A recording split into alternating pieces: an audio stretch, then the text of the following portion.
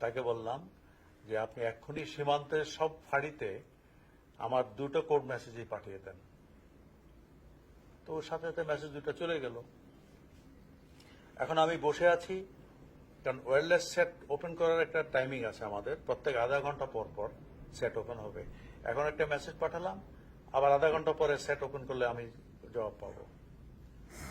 আমি এখন অপেক্ষা করছি যে সীমান্তের সবগুলো ফাঁড়ি থেকে তারা অ্যাকনলেজ করবে যে আমার মেসেজটা তারা পেয়েছে কি পায়নি, কি অ্যাকশন নিচ্ছে। এখন শহরের এই পরিস্থিতিতে জিয়াউর রহমান সাহেব এবং কর্নেল চৌধুরী তাদের দুজনের সাথে আগেই আমার আলোচনা হয়ে গেছে। ওনারা আমার বাসায় ফোন করেছেন। তো আমার ব্যাটম্যান বলছে, স্যার তো বেরিয়ে গেছে, উনি রেলের হিলে আছেন। এই দুজনকে শুধু বলতে বলেছি আমি কোথায়, আর ডাক্তার জাফরকে। আমি বসে আছি ওখানে একটা বাইরে, খুব সুন্দর জায়গা, জাম গাছের নিচে বাইরে বসা। খুব টেনশনে আছি আমি, একা একটা সিদ্ধান্ত বিরাট নিয়ে ফেলেছি।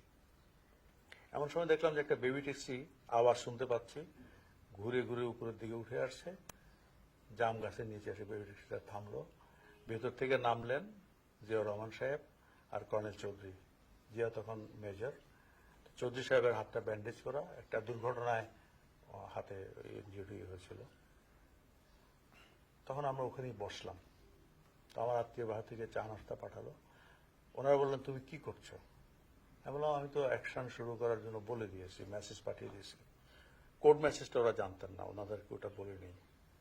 তখন ওনারা অনেকক্ষণ আমার সাথে আলোচনায় আসলেন যে তুমি কি মনে করো ওরা এই ধরনের কিছু করবে? আমি বললাম, হ্যাঁ করবে।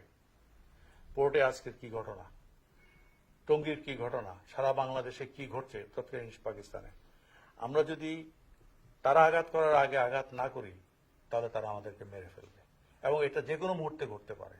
কাজে হয় আমরা আগে আঘাত করে নিজেদেরকে রক্ষা করব, আর নাহলে আমাদের ধ্বংস হয়ে যেতে হবে।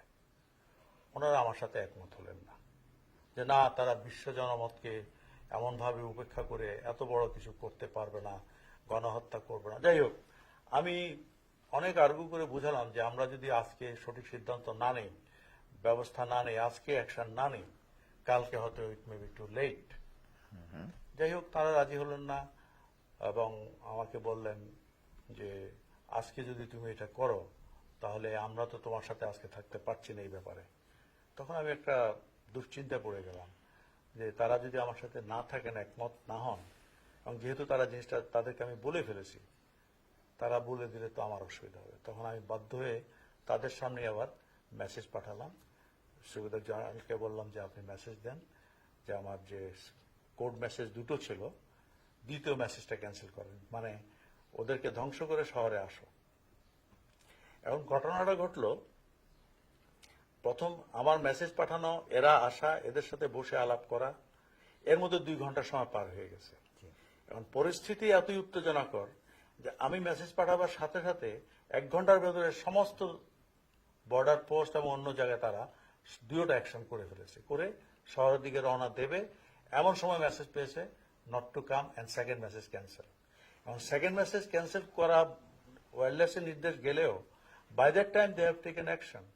তারা তো শত্রুদেরকে শেষ করে ফেলেছে সব। By that time it is over and I can't do anything about it. ততক্ষণে ওরা পশ্চিমা সব শেষ করে ফেলেছে সীমান্তে, শুধু আসার জন্য তৈরি। এমন সময় নির্দেশ গেছে ডোন্ট কাম, মানে সেকেন্ড মেসেজ ক্যান্সেল। এখন তখন তো এ ধরনের সেলফোনও নাই, সবার কাছে যোগাযোগ ব্যবস্থা নাই।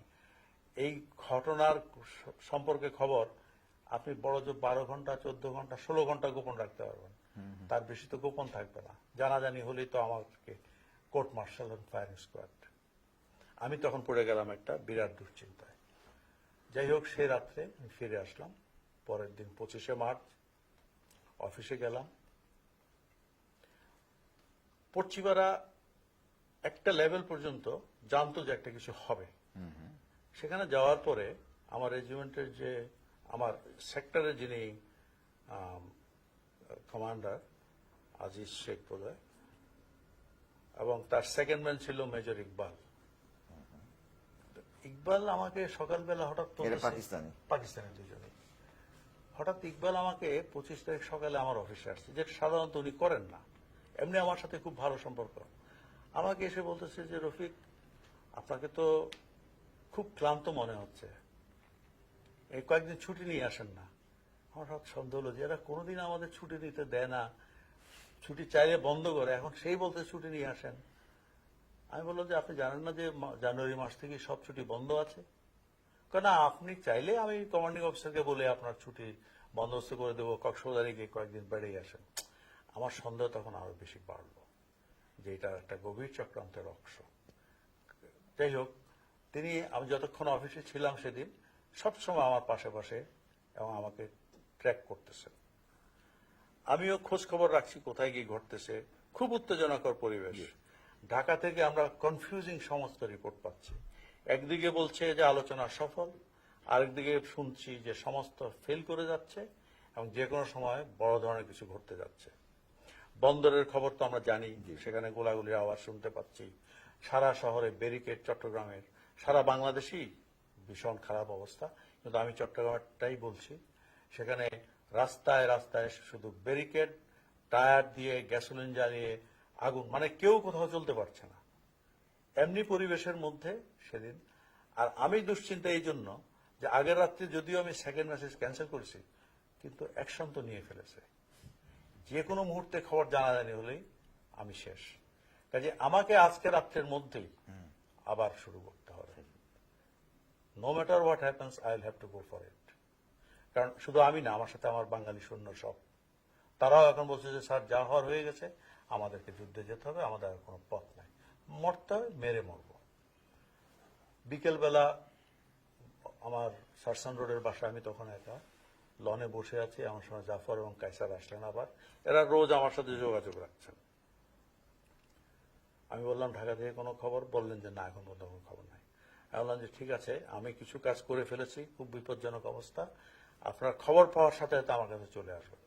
আমার সব সৈন্য কিন্তু সম্পূর্ণরূপে প্রস্তুত, খুবই টেনশনের মধ্যে আছে সব। এবং আসার আগে আমি সুবেদার জামালকে বলে আসছি যে আজকে রাতটা খুব গুরুত্বপূর্ণ হবে, সাবধানে থাকবেন। রাতে 8টা আমার এক বন্ধু ক্যাপ্টেন মুসলিম, মুক্তিযোদ্ধা, পরে মেজর হয়েছে, আমার বাসায় আসলো। আমরা একসাথে খাওয়া দাওয়া করতে বসছি। রাত্রি তখন 8:30। কোনো ক্লিন কোনো খবর পাচ্ছি না। এমন সময় আবার জাফর এবং কায়সার সাহেব ঢুকলেন। আমি শুধু বোধহয় এক লোকমা বা দুবার মুখে দিয়েছি, এমন সময় ওরা ঢুকেছে, আমি বুঝেছি অবস্থা ভালো না। ওদের চেহারা দিকে দেখে আমি বুঝতে পারছি একটা কিছু গোলমাল। আমি চেয়ে রইলাম। জাফর সাহেব কথা বললেন যে ঢাকা থেকে তারা খবর পেয়েছেন ঘণ্টাখানিক আগে যে আলোচনা ব্যর্থ এবং ইয়াহিয়া ঢাকা থেকে চলে গেছে। এবং ওই খবর পাওয়ার পরে চিটাগাঙ্গের আওয়ামী লীগের নেতৃবৃন্দ একসাথে বসেছিলেন। তারা আমাকে বললেন যে আমাদের তো এখন আর কিছু করার নেই, এখন ইট ইজ ইয়োর শো।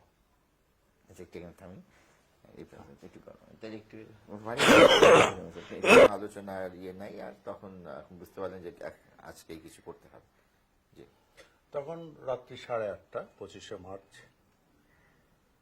যখন জাফর সাহেব এবং কায়সার সাহেব আমাকে কথাগুলো বললেন যে ইটস ইয়োর শো, আমি কিছুক্ষণ চিন্তা করলাম, মেবি অ্যাবাউট 2-3 মিনিটস, জাস্ট ওই টেবিলে বসে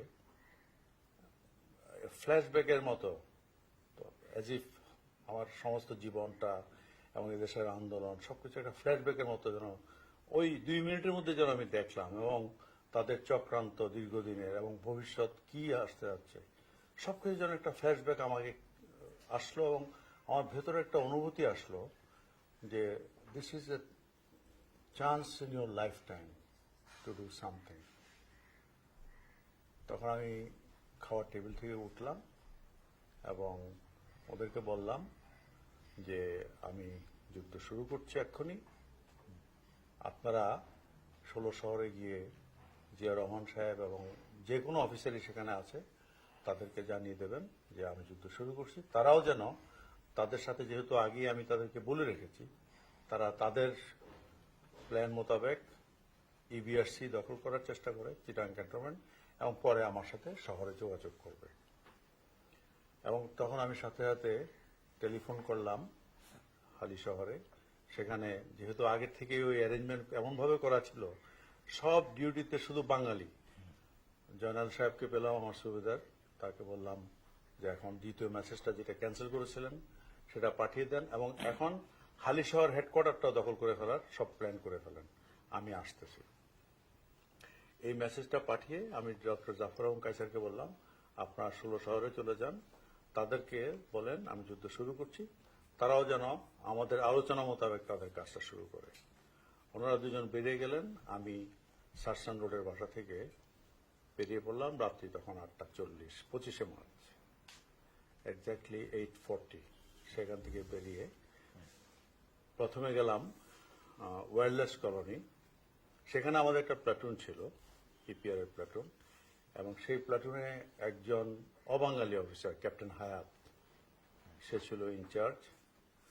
আমি আগে প্ল্যান করে রেখে, যেহেতু আমরা ওই লিস্ট আপ টু ডেট করে রাখতাম, দেখলাম যে এই একজন অফিসারই পরে আমাকে ডিস্টার্ব করতে পারে শহরে। আর আরেকজন অফিসার ছিলেন, তাকে আমি আমার এক বন্ধুকে দিয়ে তাকে রাত্রিবেলা ব্যস্ত রেখেছিলাম একটা আসরে। আচ্ছা, তো উনি ওখানে ব্যস্ত। এখন আমি চলে গেলাম ক্যাপ্টেন হায়াতকে নিউট্রালাইজ করে ওই প্লাটুনটাকে দখল করার জন্য, তা নাহলে হায়াত আমাকে ওই প্লাটুন দিয়ে ডিস্টার্ব করতে পারে। ওয়্যারলেস কলোনিতে যখন গেলাম, সেখানে একটা প্লাটুনে, ওখানে আমার রেকর্ড অনুযায়ী 3 জন অবাঙালি সৈন্য, এবং ক্যাপ্টেন হায়াত নিজে একজন অবাঙালি, আর একজন জেসিও ছিল, সেও অবাঙালি, সম্ভবত ওর নাম হাসমত। এখন এখানে আমার মূল কাজটা শুরু হয়ে গেল যুদ্ধের, যে এই প্লাটুনটাকে নিউট্রাল করে বাকি কাজ করতে হবে, আর এখানে কোনো গোলমাল হলে সব শেষ। যখন ওখানে গেলাম তখন হায়াত শুয়ে পড়ছে, আমি গাড়িটা নিয়ে ওয়্যারলেস কলোনি গেট দিয়ে ঢুকে তার রুমের সামনে গাড়ি থামলো, আমি নামলাম, এরকম জানলার পর্দার ফাঁক দিয়ে আমি আওয়াজ করলাম যে হায়াত তুমি কি ঘুমিয়ে পড়ছো নাকি? ও আমার জুনিয়র বললো যে না স্যার, আমি মাত্র শুয়েছিলাম, তো আসেন। আমি জানলার পর্দার ফাঁক দিয়ে দেখলাম সে টেবিল ল্যাম্পটা জ্বালালো, ওই আলোতে বোঝা গেল সে বালিশের নিচ থেকে তার অস্ত্রটা স্লিপিং স্যুটের ভেতরে এদিকে ঝুলে আনো বন্দোবস্ত আছে, ওটা করে নিল। সে দরজা খুলছে, আমি আর দেরি না করেই, তার মাথায় আমার পিছনে ছিল কালাম, আমি প্রথমে হায়াতকে বললাম ইউ আর আন্ডার। সে অস্ত্রটা বের করে আমাকে মারার চেষ্টা করলো। বের করতে গেলে আমার পিছনে ছিল ড্রাইভার, সাথে সাথেই ছিল সে, তার অস্ত্র ছিল সাথে। ড্রাইভার হায়াতের মাথায় মারলো বাড়ি, আমিও বাড়ি মারলাম। আমরা তাকে সেখানে মেরে ফেলতে চাইনি, কারণ গুলি করতে গেলেই আওয়াজ হবে, তখন একটা গোলমাল লাগবে। তাকে আমরা সেখানে মেরে সাথে সাথে টেলিফোনের লাইনটা কেটে ফেললাম, তাকে অ্যারেস্ট করে হাত পা বেঁধে ওখানেই ফেলে রাখলাম। গুরুতর রূপে আহত করলাম, যেন সে অন্তত নড়াচড়া করতে না পারে 10-12 দিনের জন্য। প্রচন্ডভাবে মাথা আঘাত করলাম, কারণ মেরে ফেলাটাও আমি চাইনি, আবার গুলির শব্দ কোনো মতে যেন না হয়। হাসমত ছিল, তাকেও অ্যারেস্ট করা হলো। এখন ওর বাইরে একটা সেন্ট্রি ছিল পশ্চিমা সৈন্য, আমাদের রেকর্ডে ছিল, কিন্তু ওই ছেলেটাই, সে কিছুটা বাঙালিদের মতো চেহারা, সে হঠাৎ করে দৌড় দিয়েছে। দৌড় দিয়ে এক জায়গায় গিয়ে অবস্থান নিয়ে সে আমার দিকে গুলি মারছে। তো আমার ড্রাইভার আমার উপরে জাম্প করে আমাকে সেভ করে দিয়েছে, সেখানে গেলাম, তো আমি বেঁচে গেলাম। আমরা ওই ছেলেটা সেখান থেকে কোনো মতে, যেহেতু পেছনে ওয়্যারলেস কলোনি সব বিহারি এলাকা, সে ওদের সাথে কোথায় মিশে গেছে আমি আর জানি না। তখন এই প্লাটুনটাকে তাদের পূর্ব নির্ধারিত স্থানে যাওয়ার নির্দেশ দিয়ে আমি হালি শহরের দিকে রওনা দিলাম। পথেই পড়ে আরেকটি প্লাটুন, সেটা হলো পাহাড়তলি হাই স্কুল, সেখানে থাকতো। তাদেরকেও পাঠালাম যে তোমরা চলে যাও, ওটাতে অবাঙালি কেউ ছিল না। আমি বললাম তোমরা শহরে তোমাদের অবস্থানে চলে যাও। এদিকে হালি শহরে সুবেদার জয়নাল সব জানে, উনি সব নিয়ন্ত্রণ করে ফেলেছে। আর আগের সেই অ্যারেঞ্জমেন্ট অনুযায়ী, যেহেতু বাঙালি সৈন্যদেরকে পানিশমেন্ট ডিউটি দেওয়াতে ওরা সব জায়গায় ডিউটিতে, কাজে অস্ত্রাগার অটোমেটিক আমাদের নিয়ন্ত্রণে। যখন 25শে মার্চ আমি সেখানে গেলাম, সব কিছু আমাদের হাতে, অস্ত্রাগার, যানবাহন, ওয়্যারলেস, সবকিছু। পশ্চিমারা আরামে ঘুমাচ্ছে, কিন্তু দেখলো আমাদের সৈন্যরা সব ঘেরাও করে রেখেছে, অস্ত্র আমাদের হাতে। ওরা বেরিয়ে ওদের অস্ত্র নিলেও দেখবে ওগুলোতে ফায়ারিং পিন নাই, কাজে তারা কিছুই করতে পারবে না। ওখানে পৌঁছার পরে দুটো প্লাটুনকে পাঠিয়ে দিলাম। হালিশহর থেকে নেভাল বিচের দিকে রাস্তা আছে, ওদিক দিয়ে যেন নেভির কোনো গ্রুপ আমাদের উপরে আক্রমণ করতে না পারে। এখন এখানে কিছু যথেষ্ট পশ্চিমা সৈন্য এবং জেসিও আছে, এরা সমস্যা সৃষ্টি করতে পারে। আমার রুমে এরকম একটা রুম, আমি বসলাম, আমাদের প্ল্যান সব আগে করা। জেনারেল সাহেবরে বললাম যে ওদের সিনিয়র মোস্ট হলো সুবেদার মেজর ইতবার, ওকে ডাকো। একজন একজন করে ডাকতেছি। আমার রুমের ঢুকার সাথেই পর্দার দুপাশে দুইজন আমার নিজস্ব লোক অস্ত্র সহ। ইতবার আসছে, সে বুঝতে পারছে না কি ব্যাপারটা, যে এত রাত্রে আমি ওখানে কেন হঠাৎ করে। তো ও ঢুকেছে, আমি বললাম ইতবার সাহেব কেমন আছেন, আপনি কিছুই জানেন না শহরে কি ঘটছে? তো সে তো ঘুমিয়েছিল, চোখ রোগাতে বলে যে না তো। এ না তো বলতে ওর সাথে সাথেই ওই আমার সৈন্য দুজন ব্যানার ধরে পিছনে আরেকটা রুম আছে, সেখানে নিয়ে হাত টাত বেঁধে মুখের টেপ দিয়ে বন্ধ করে রেখে দিয়েছে। এমন করে আরো একজন একজন করে ডাকি আর সবাইকে নিয়ে বন্দি করে ফেলতেছি। এটা আমাদের, আমরা মারতে পারছি না, গুলির শব্দ হবে, হলে পুরো হালি শহরে ম্যাক্সিমাম অবাঙালি সিভিলিয়ানরাও, এই জন্য আমরা কোনো শব্দ করতে পারছি না। এই টেকনিক করে করে আমরা ওদের মেইন জেসিও এবং এনসিওদেরকে অ্যারেস্ট করে ফেলি। ঠিক এমন সময়ই রাত্রি তখন বোধহয় 10টা, মেজর ইকবাল উনি হঠাৎ ফোন করে বসছেন সেখানে। এখন এই মুহূর্তগুলো কিন্তু অত্যন্ত উত্তেজনাকর। আমরা একটা যুদ্ধ শুরু করে দিয়েছি, তাদেরকে অ্যারেস্ট করে ফেলেছি, দুই একজনকে হয়তো সৈন্যরা মেরেও ফেলেছে পিছনে, সীমান্তে সব পশ্চিমা সৈন্যদেরকে মেরে ফেলা হয়েছে বাই দ্যাট টাইম। খুব ক্রুশিয়াল একটা টাইম।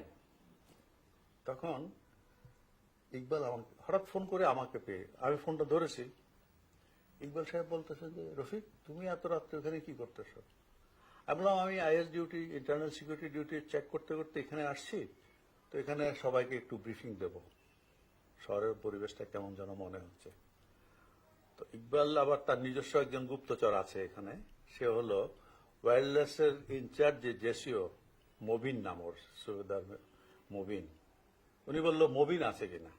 বাই দ্যাট টাইম কিন্তু মবিনকে আমরা ওখানে নিয়ে আসছি শেষ করার জন্য।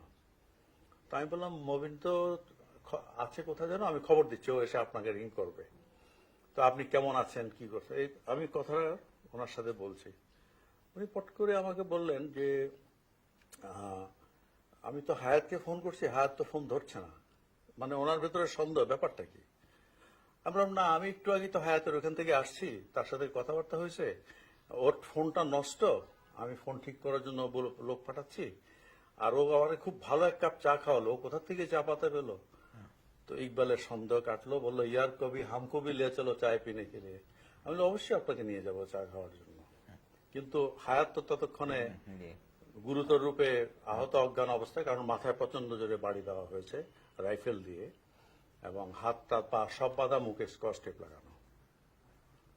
যাই হোক, আমি দেখলাম ওনার সন্দেহ কিছুটা কাটছে। আমি বললাম মবিন সাহেব আসলে আপনাকে রিং করবে।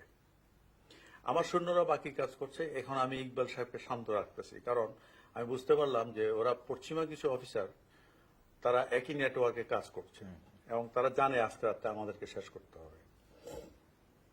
তাই আমি বললাম যে ঠিক আছে, মবিন আসলেই আমি আপনাকে মিলিয়ে দিতে বলবো।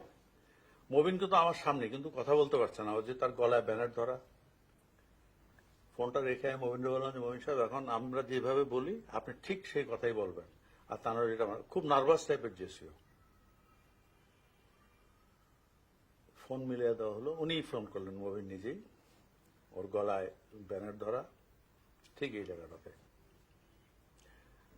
তখন ইকবাল সাহেব ওকে কথা বলতেছে যে মবিন সাহেব, রফিক সাহেব আছে কিনা এখানে।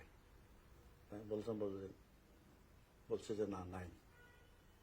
বললো তো ছিল, বললো যে হ্যাঁ স্যার, ওই এদবার সাহেবকে নিয়ে একটু ঘুরতে গেছে একসাথে। এদবার তো পশ্চিমা সৈন্য, কিন্তু বন্দিত করেই ফেলেছি তাকে আগে।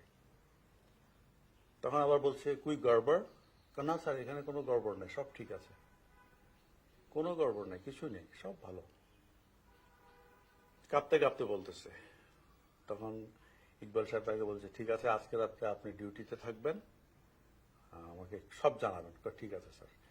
তো আপাতত সবচেয়ে বড় ঝামেলা থেকে আমরা বেঁচে গেলাম। ইকবাল সাহেব বোধহয় শান্তিতে ঘুমাতে গেল, যে না কোনো গড়বড় নাই, হায়াতের এখানে ভালো চা খাওয়া যাবে, আর এখানে তো আমার লোক ডিউটিতে আছে। দেখো আমরা ঘন্টা খানিকের মধ্যে পুরো হালি শহর কন্ট্রোলে করলাম। প্রায় ৩০০-র মতো পশ্চিমা সৈন্যকে ওই একই প্রক্রিয়ায় একজন দুজন করে ঘুরে এনে জাস্ট অ্যারেস্ট করে রেখে দিলাম। একটা বিল্ডিং আগে ঠিক করা ছিল সেখানে। এবং দুর্ভাগ্যক্রমে পরবর্তীতে যখন আমাদের উপরে আক্রমণ আসে, পাকিস্তানিরা বোমা মারে ওই বিল্ডিংটাতেই পড়ে, এবং they are all kill in that action. যে ওখান থেকে আমি বেরিয়ে, যেহেতু আমাদের হালি শহর নিয়ন্ত্রণে চলে আসছে, শহর নিয়ন্ত্রণে ট্রুপদেরকে পাঠিয়ে দিলাম। আগ্রাবাদ রোড থেকে আপ টু চিটাং এয়ারপোর্ট, এই রাস্তাটাতে বিভিন্ন গুরুত্বপূর্ণ বিল্ডিং যেসব জায়গায় অবস্থান নিলে পশ্চিমা সৈন্যরা নেভাল বেস বা এয়ারপোর্টে ল্যান্ড করে এদিকে আসতে পারবে না, সেসব বিল্ডিং এ অবস্থান নেওয়ার জন্য পাঠিয়ে দিলাম। ওরা সবাই অবস্থান নিল, এবং আমি আগে সিদ্ধান্ত নিয়ে রাখছিলাম যে রেলওয়ের হিলেই ওইখানেই হবে আমার মেইন ডিফেন্স এবং হেডকোয়ার্টার। আমি সেই রেলের বিল্ডিং হেডকোয়ার্টারের দিকে ফিরে চলে আসলাম। রাত্রি 11:30 নাগাদ আমার সমস্ত কাজ শেষ। এর মধ্যে আমি এমআর সিদ্দিকী সাহেবকে বলে দিয়েছিলাম ফোনে যে আমি তো শুরু করছি, আপনি ক্যাপ্টেন হারুনকে টেলিফোনে একটা মেসেজ দেন। ওয়্যারলেস সব কানেকশন ডিসকানেক্ট হয়ে গিয়েছিল কিভাবে যেন, যে একটা মেসেজ পাঠান। উনি বললেন কি মেসেজ, আমি বললাম নোট করেন, arrange some would for me and bring some would for me. উনি হারুনকে দুটা মেসেজ আবার নতুন করে পাঠাবেন। হারুন ওই মেসেজ দুটো পেয়ে সেখানে যত অবাঙালি ছিল সবগুলোকে অ্যারেস্ট করে শহরের দিকে রওনা দিয়ে দিল 25 মার্চ শেরশাফির দিকে।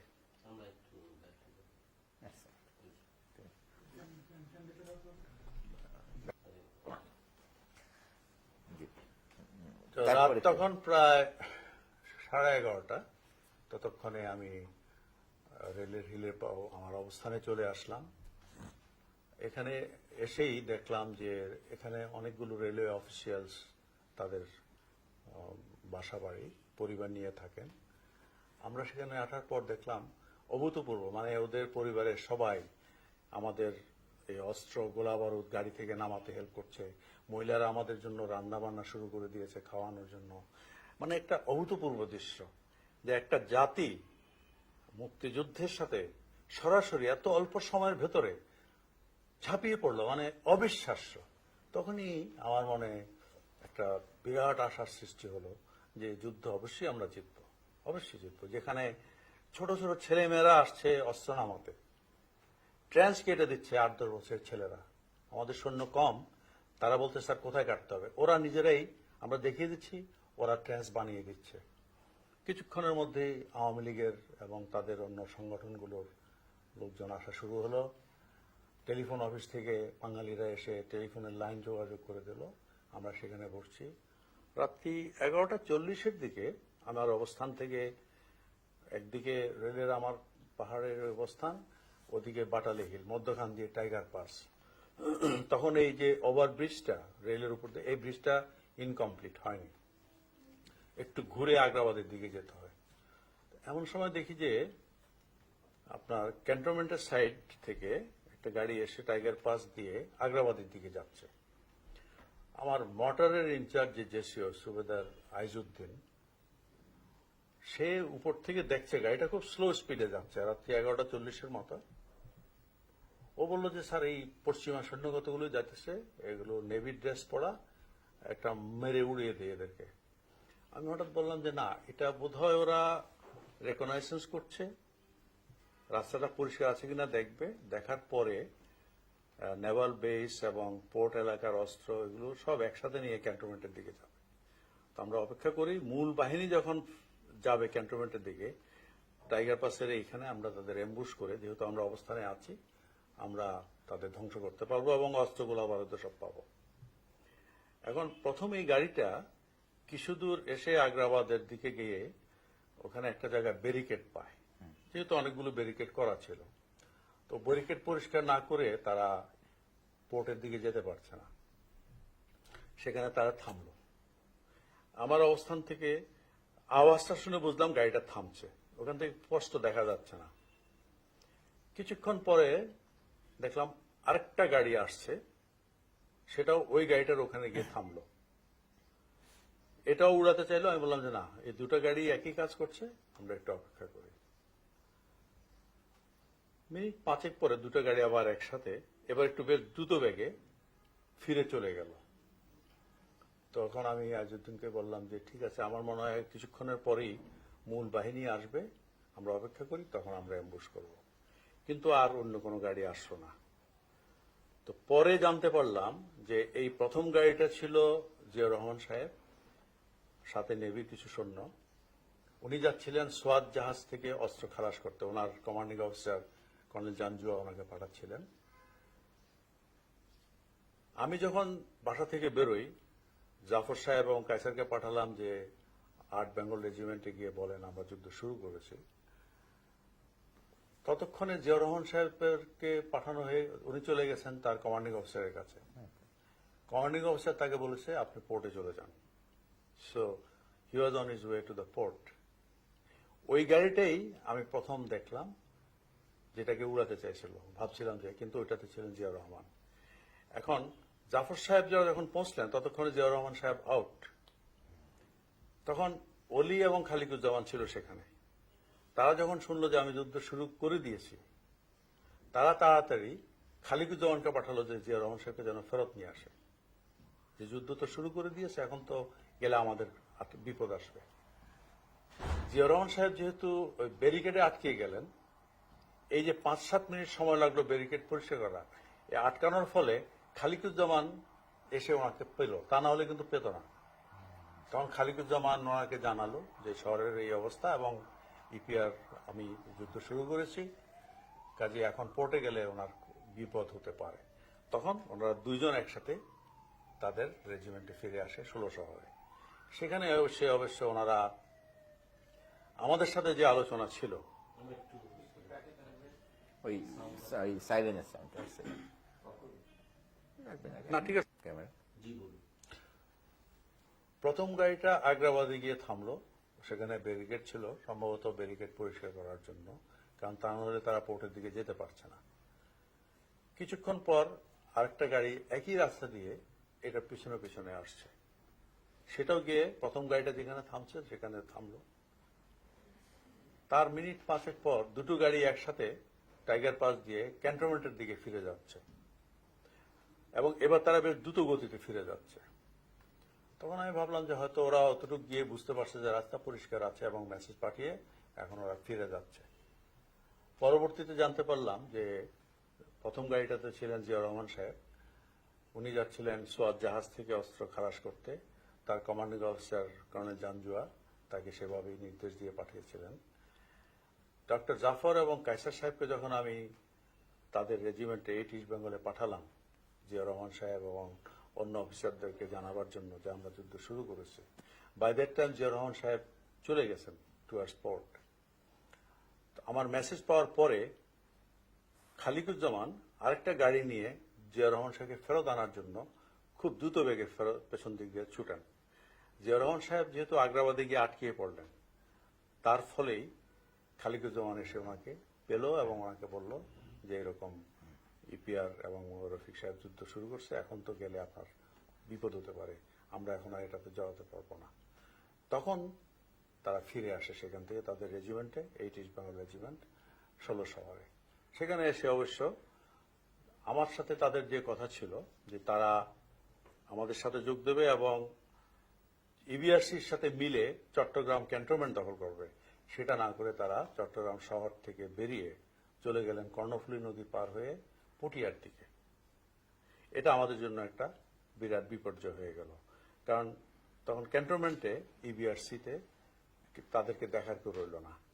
এদিকে রাত্রি ঠিক ওনারা বেরিয়ে গেছেন হয়তো 1টা-2টার দিকে, কিন্তু 12টার দিকে ইবিআরসি সেখানে 20 বেলুচ রেজিমেন্ট পশ্চিমা, তারা ইবিআরসিতে আক্রমণ করে বসে। আক্রমণ করে সেখানে যে অস্ত্রাগার সেটা দখল করে ফেলে, অস্ত্রাগারে যত বাঙালি ডিউটিতে ছিল তাদেরকে মেরে ফেলল। মেরে ফেলার পরে তারা যে সমস্ত জায়গায় বাঙালি সৈন্যরা ঘুমিয়েছিল সেখানে অ্যাটাক করে, সেই রাত্রে আমাদের জানা মতে প্রায় 1200 বাঙালি রিক্রুট এবং সৈন্যকে তারা গুলি করে হত্যা করে। সেখানে অনেক ফ্যামিলি ছিল, সেগুলোকে মেরে ফেলে পশ্চিমারা। কিছু সৈন্য সেখান থেকে এই গোলাগুলির মধ্যেই ছুটে চলে আসে 8 ইস্ট বেঙ্গল রেজিমেন্টে।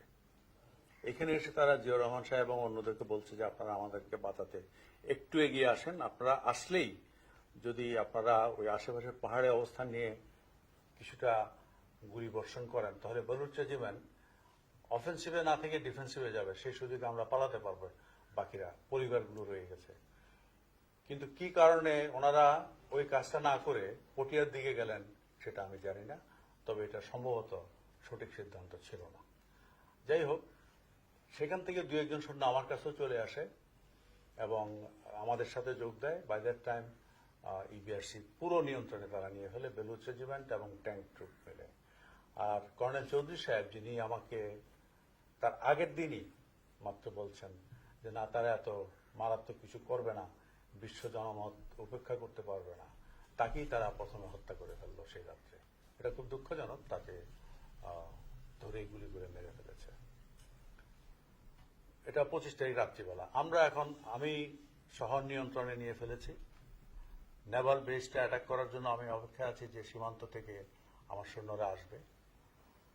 আর জিয়াউর রহমান সাহেবরা যে শহরটি চলে গেছে সেটা আমি জানি না তখন।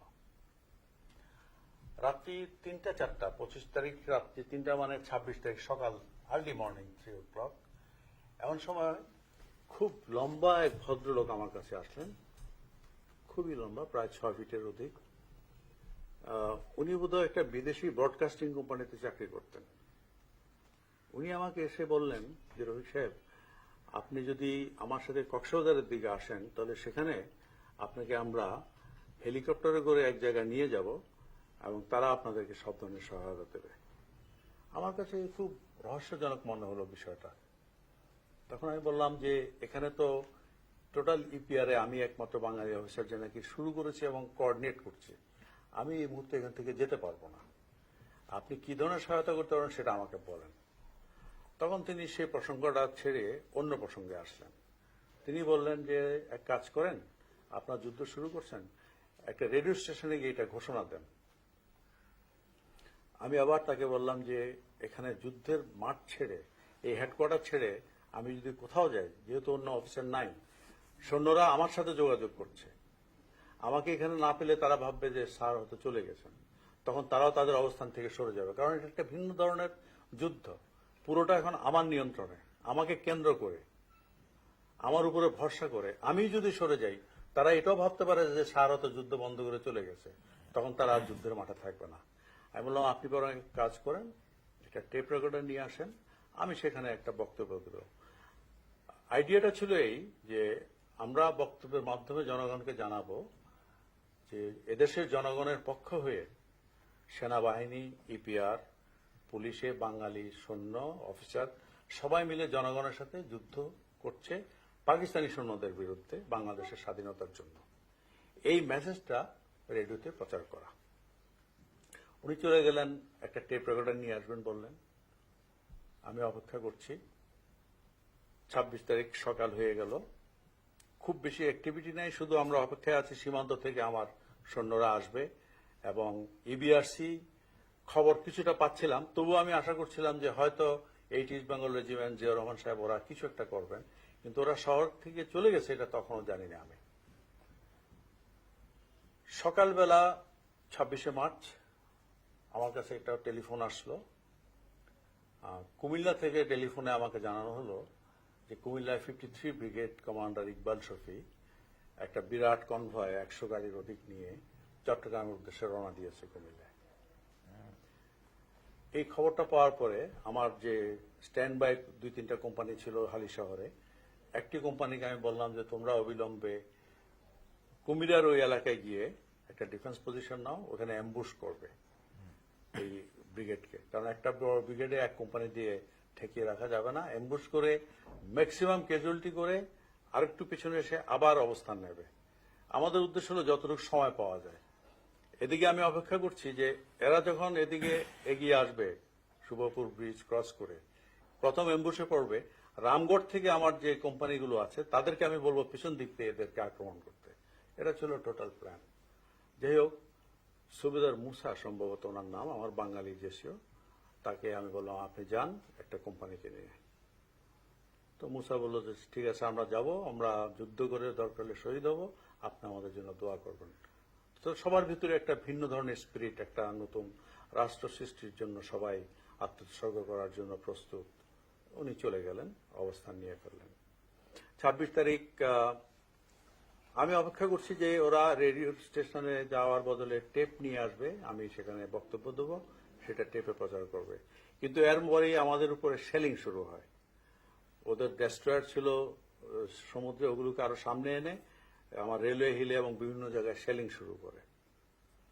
শেলিং শুরু হওয়ার ফলে রেলের যে সমস্ত সিভিলিয়ান ছিল আমি তাদের সবাইকে সেখান থেকে চলে যেতে বললাম, আর অন্যরাও এখানে আর পাহাড়ে উঠতে সাহস পেল না, যার ফলে টেপ নিয়ে আর কেউ আসতে পারছে না এখানে, এবং রেলওয়ের হিলটা আমরা খালি করে ফেললাম, শুধু সৈন্য থাকবে এখানে। তো যাই হোক, তার মধ্যে ডক্টর জাফর এবং কায়সার আরো কয়েকজন নেতৃবৃন্দ আসলেন। আমি বললাম আপনারা যেহেতু টেপ আনতে পারছেন না, অন্তত রেডিও স্টেশনে গিয়ে যে কোনো একজন একটা ঘোষণা দেন। এর মধ্যে শহরে কিন্তু মাইকে প্রচার হচ্ছে যে বাংলাদেশের স্বাধীনতা ঘোষণা করেছেন বঙ্গবন্ধু শেখ মুজিব, এটা মাইকে ঘোষণা দিচ্ছে। তখন আমি বললাম যেহেতু আমাদের হাতে একটা রেডিও ট্রান্সমিশন স্টেশন আছে, আপনারা সেখানে গিয়ে এই ঘোষণাটা দেন, তাহলে আরো অনেকে জানতে পারবে। এবং এই আলোচনার প্রেক্ষিতে আমাদের উপর তখন আক্রমণ হচ্ছে, শেলিং হচ্ছে। তার প্রেক্ষিতেই দুপুর 2:40 দিকে সেই কালুরঘাট বেতার কেন্দ্র, যেটা actually it is a transmission station, সেখান থেকে এম এ হান্নান সাহেব, আওয়ামী লীগের সেক্রেটারি বলে তখন, উনি প্রথম রেডিওতে বক্তব্যটা পাঠ করেন যে বাংলাদেশের স্বাধীনতা বঙ্গবন্ধুর পক্ষে ঘোষণা করা হচ্ছে। এটা ছিল ওনার প্রথমতা। এখন ব্যাপারটা হচ্ছে 26 তারিখ সারা দেশের মানুষ ঢাকা রেডিও শোনার জন্য ব্যস্ত, যে কি হচ্ছে জানার জন্য। ঢাকা চিটাং রেডিও ওই সময় সাধারণত সাংস্কৃতিক প্রোগ্রামটা হয়। এমন একটা অস্বাভাবিক পরিস্থিতি 26, সেদিন কেউ চিটাং রেডিও শুনবে না, ওই সময় তারা সবাই ব্যস্ত ঢাকা রেডিওর খবর শোনার জন্য। যার ফলে হান্নান সাহেব যে বক্তব্যটা দিয়েছেন, যে বক্তব্যটা রেডিওতে উনি পড়েছেন, সেটার দিকে কেউ একটা খেয়াল করে না। কিছু কিছু লোক শুনেছে 2:40 এই ঘোষণা। তখন আমি ডক্টর জাফর সাহেবকে বললাম যে আপনারা এখন যেভাবে হোক আমার কাছে টেপ আনেন, অথবা যে কোনো একজন সামরিক অফিসারকে সে রেডিও স্টেশনে নিয়ে একটা ঘোষণা দেন যে ইপিআর, সেনাবাহিনী, এইসব জায়গায় বাঙালি যেসব অফিসার আছে এবং দেশীয়, তারা বাংলাদেশের স্বাধীনতার জন্য স্বাধীনতা যুদ্ধ শুরু করছে, জনগণের সাথে কাঁধ মিলিয়ে যুদ্ধ করছে। তো তারা সেজন্য ছুটে গেলেন কোথায় কাকে পাওয়া যায়। এদিকে হারুন আমার সাথে শহরে জয়েন করার কথা, হারুন আসছে না। কক্সবাজার থেকে আমার ইপিআর কোম্পানিগুলো আসছে না, রামগড়ের কোম্পানিগুলো আসছে না, যেহেতু 53 ব্রিগেড বাই দ্যাট টাইম শহরে সুবাপুর ব্রিজ ক্রস করে গেছে। 26 তারিখ সন্ধ্যায় এই 53 ব্রিগেড কুমিরার এখানে যখন পৌঁছে, ইকবাল শফি ধারণাও করতে পারেনি যে আমরা গোপনে এত কিছু করে ফেলেছি। পাকিস্তানে কিন্তু কিছুই বুঝতে পারে না। তারা বুঝতে পারছে শহরে একটা কিছু অস্বাভাবিক কিছু ঘটছে, শহর তাদের নিয়ন্ত্রণে নাই, কিন্তু আমরা যে কি করে ফেলেছি এটা তারা বুঝতে পারছে না, কারণ কেউই বেরোতে পারছে না, সব জায়গায় আমার শূন্য। ইকবাল শফিরা তো বেশ নর্মাল যে আর্মির স্পিড, সেই স্পিডে আসছে। কুমিরা যেখানে টিবি হাসপাতাল, সেখানে আসার পরে হঠাৎ করে আমাদের অবস্থানগুলো ছিল পাহাড়ে, সমুদ্র পার পর্যন্ত। ওইটা খুব স্ট্র্যাটেজিক জায়গায়, হ্যাঁ, এদিকে সাগর, সাগর এবং পাহাড়, এদের পালাবার কোনো রাস্তা নাই। হঠাৎ করে কেম আন্ডার আওয়ার ফায়ার, প্রচন্ড গোলাগুলিতে, এবং তারা এটার জন্য মোটেই প্রস্তুত ছিল না। যার ফলে একটা ফ্রন্টিয়ার ফোর্স রেজিমেন্টের commanding officer, second in command, এই ধরনের অফিসার মোট প্রায় 40 জন ওখানে প্রথম অ্যাকশনই মারা যায়। এবং ইকবাল শফি কোনো মতে গাড়ি ছেড়ে পালিয়ে পাহাড়ে গিয়ে আত্মগোপন করে। তারা কিছুই করতে পারছিল না ওই সময়টা। এটা আমাদের একটা বড় ধরনের অ্যাচিভমেন্ট, কারণ 53 ব্রিগেড যদি এই 100 গাড়ি নিয়ে, সৈন্য নিয়ে শহরে ঢুকতে পারত, লিঙ্ক আপ করে ফেলতে পারত, আর পোর্ট এলাকা এবং নেভির সৈন্যরা যদি এদের সাথে মিলে শহরে ঢুকত, তাহলে আমরা একদিনও আর শহরে টিকে থাকতে পারতাম না। যাই হোক, কুমিরার অ্যাকশনটা এটা মেজর অ্যাচিভমেন্ট আমাদের জন্য। আমাদের সীমিত সম্পদ দিয়ে আমরা একটা এন্টায়ার ব্রিগেডকে এমনভাবে নাস্তানাবুদ করে ছেড়েছি, যেটা আমি মনে করি যে একটা আমাদের মুক্তিযুদ্ধে একটা বড় অ্যাচিভমেন্ট ওই স্টেজে, ওই পর্যায়ে, যেখানে আমরা বাইরের কারো কাছ থেকে কোনো সাহায্য সহযোগিতা কিছুই পাচ্ছি না। আমাদের কাছে আর্টিলারি নেই, শুধু আছে কিছু মেশিন গান, এলএমজি এবং রাইফেলস। এটা দিয়ে আমরা তাদের উপরে ব্যাপক ক্ষয়ক্ষতি করলাম। একটু দাঁড়াই, একটু দেখেন, একটু ইয়ে করে অর্টিলিয়াস নিয়ে নেন, খুব সুন্দর এই অপারেশনটা ক্যাজুয়াল। জি, 26 তারিখ রাত্রিবেলা থেকেই আমাদের রেলের পজিশনের উপরে, আমাদের যে অবস্থান রেলের হেডকোয়ার্টার, তার ঠিক উল্টো দিকে একটা নেভাল কমিউনিকেশন বেস আছে। এখানে পশ্চিমারা আগে থেকে অবস্থান করা ছিল, সেখান থেকে আমাদের উপরে গোলাবর্ষণ শুরু করে। অ্যাকচুয়ালি আগে থেকে ওরা ওখানে অতিরিক্ত সৈন্য রেখেছিল, এই খবরটা আমরা ঠিক মতো পাইনি। তো তারা সেখান থেকে বাটালি হিলে উঠে আমাদের উপরে গুলি বর্ষণ করতে থাকে, এবং যেহেতু ক্যান্টনমেন্ট ছেড়ে চলে গেছেন জিয়া রহমান সাহেবরা, কাজে ক্যান্টনমেন্ট থেকেও পশ্চিমা সৈন্যরা বেরিয়ে শহরের দিকে আসলো, যার ফলে আমার রেলওয়ে হিলের পেছন দিক থেকে একটা থ্রেট ডেভেলপ করলো। তারা ট্যাঙ্ক নিয়ে বেরিয়ে পড়লো, আর সামনে নেভাল কমিউনিকেশন বেজে তাদের সৈন্য।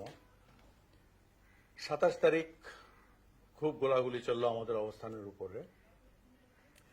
এখন কুমিল্লা থেকে ইকবাল শফি 26 তারিখ সন্ধ্যায় অ্যাম্বুস্ট হয়ে পাহাড়ে চলে গেলেন, এবং উনি সাহায্য চাইলেন নতুন করে, যে প্লেনে করে যেন হেলিকপ্টারের সৈন্য নিয়ে আসা হয়।